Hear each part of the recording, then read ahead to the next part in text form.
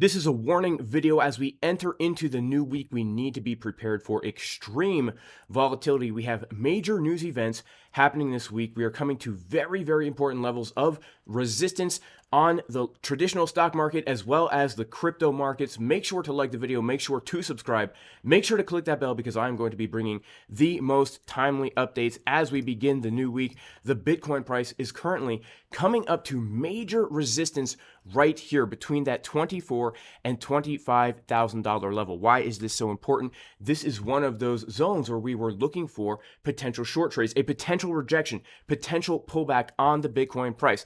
And I would not yet classify this as a pullback, but one thing that is a little bit concerning is the fact that last night when the CME futures market opened, we do see the S&P 500 rejecting from this key monthly level of resistance. And this is very important. If you were watching the live stream on Friday, we were watching this level saying if we can claim this level, there's a very high chance that we are going to hit our $25,000 target on Bitcoin.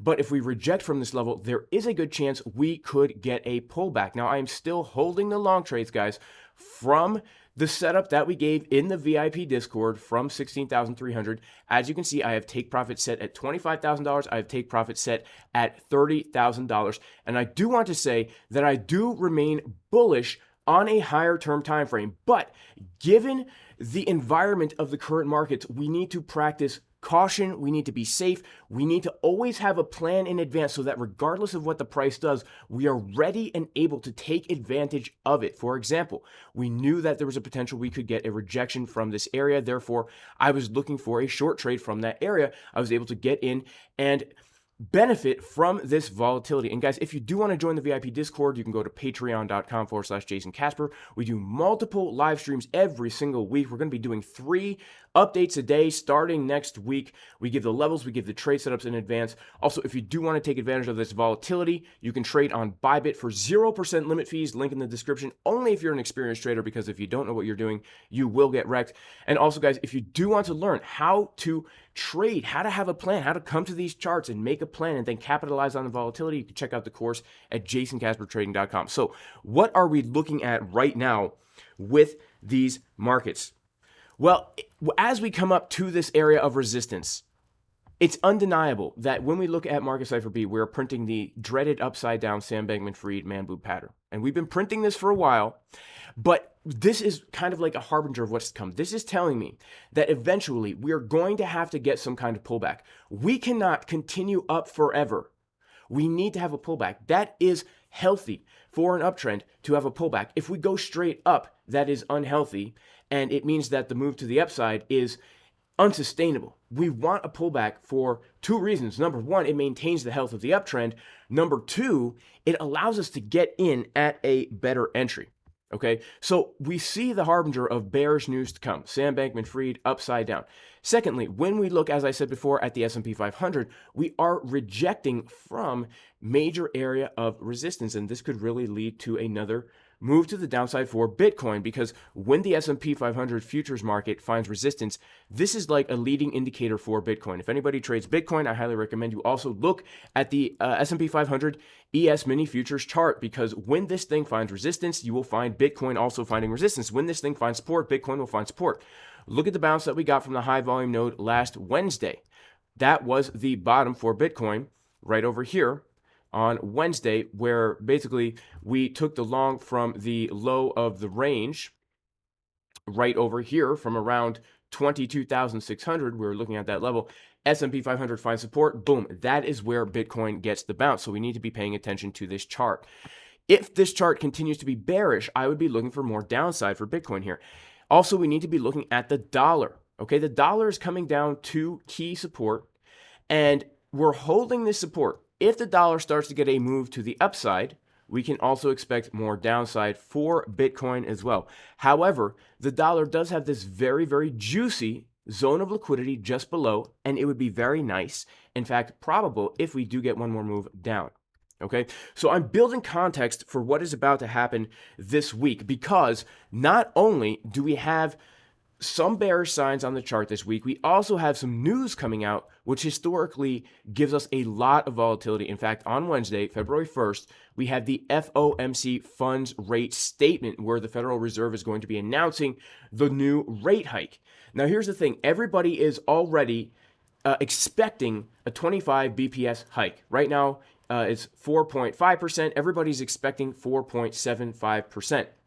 Now, in my opinion, this news, although it's technically considered bullish news that they're only raising interest rates by 0.25%, the last few times this has happened when we were expecting a bullish reaction from the FOMC statement, it actually gave us more of a bearish reaction. Let's go ahead and turn on these times in the past where we have seen the FOMC statement. I want you to notice something about this chart here. Every single time we get this FOMC statement, the markets tend to react. It's very, very interesting. Look at this. Back in June, FOMC statement comes out on that same day, major dump. Then over here in July, FOMC statement comes out, same day, major pump. Then over here in September, FOMC statement comes out, same day, major pump begins. Over here, November, FOMC statement comes out. The very next day, we get a massive move to the upside, followed by the FTX. Now, look at this. In December, we had bullish FOMC news come out. And I remember this like yesterday because I was actually relying on the fact that the news of the 0.25% interest rate was actually going to give us that move I was looking for up to a little bit higher. I was actually waiting for a little bit higher. I was long. If you guys were following the channel, make sure to like, make sure to subscribe, make sure to click the bell. I was live streaming a long trade. I was looking for higher targets, but when that news came out, we actually rejected. Now, look at this, okay? By the way, we were coming up to a key area of resistance. If we go ahead and we pull our fib from the high to the low right here, you can see that we came up and rejected right from the 0.5 Fibonacci. Right here, okay? Rejected from the 0.5 Fibonacci. Actually, if we pull it down to the actual level. And there were some other areas of confluence there too. There's a naked time point of control, et cetera, et cetera. Right now, we know that on Wednesday, in just a few days, we are going to get this FOMC statement, and we know we are coming up to a key area of resistance, like major, major resistance. So we need to be prepared for a pullback if this happens, because not only do the FOMC statements lead to an extreme move, but every single time we get the extreme move, we are also at a key level of support or resistance. This is something that a lot of people don't understand. I'm a purely technical trader. I'm always looking at the chart, but oftentimes you will find that news acts as a catalyst to basically push price in the direction that the charts are already telling us that price is going to go. Okay, we can see the news in advance in the chart. For example, we can clearly see a bearish divergence on the daily time frame before the FTX news came out, right? Before the FTX news came out, we were getting bearish signs. We were getting the upside down Sam Bankman-Fried pattern before the FTX news even came out. Okay, so right now, before the FOMC news is coming out, we are getting some bearish signs on the chart. And this is absolutely something that we need to be prepared for as traders. So what is my plan right now? I'm still holding my long trades. I am still bullish on a high-term time frame, and the reason is because, again, on the weekly time frame, without a doubt, we have flipped market structure. On the monthly time frame, without a doubt, we are printing macro bottom signals that only print at the bottom of bear markets. It does not mean that the bull market is beginning right now, but it does mean that I believe we are in for at least another little bit of a relief rally before another big dump and then beginning the actual bull market. And so what I will be doing is I will be looking, if we get this pullback, I will be excited because I will be looking to compound the long trades that I am currently holding and I have been holding for a long time ever since we gave the setup from 16.3K. And of course, guys, as you know, like as a trader, we can take advantage of these markets. We can long, we can short, we can long, we can take trades no matter what is happening as long as we have a plan. That's why I'm making these videos. This is how we're going to develop a plan. We need to think to ourselves, okay, it's definitely not a good time to enter a long trade, in my opinion, after such a huge move up with such bearish signs on the chart. That's just irresponsible trading. Doesn't mean we're not going to come up higher. It just means we're not using good risk management. So what I would like to do is I would like to wait for a pullback. Where is the best place, in my opinion, right now to be looking for a pullback? Well, if we turn on our CME gap indicator, we can see that over here on January 15th, 2023, we left behind a CME gap at $19,500. We can also see that we have the high volume node of this very, very large range coming in at around $19,200. We can also see that we have the Fibonacci golden pocket retracement from the low to the high coming in at around $19,500. We can also see that we have a major support resistance flip coming in right here at around $19,500, where historically we have had support all throughout the month of June and July. We have had support all throughout September and October. We flipped into resistance in November and December.